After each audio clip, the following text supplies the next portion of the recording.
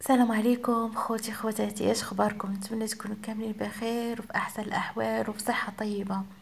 المهم بالنسبه للدنيا فاطمه، جميع رواد التواصل الاجتماعي كيقولوا على ان دنيا فاطمه مسافرات الخليج، يعني حضرات لواحد العرس او حفل خليجي، وتماك ابهرت العالم بالغناء والصوت ديالها الشجي.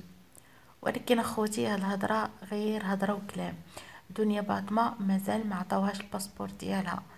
دنيا باطمة ما تقدرش تسافر خارج المغرب، تقدر دير التنقلات ديالها فين ما بغات داخل ارض الوطن، ولكن ما تقدرش تمشي لاي بلاصه خارج ارض الوطن. كيف كتعرفوا الجميع بانها راها مازال عندها سنة سجن نافذة، ولكن راه باقي ما تنظرش فيها ليومنا هذا. فالله يدير شي تاويل ديال الخير، والله يسهل على اي واحد.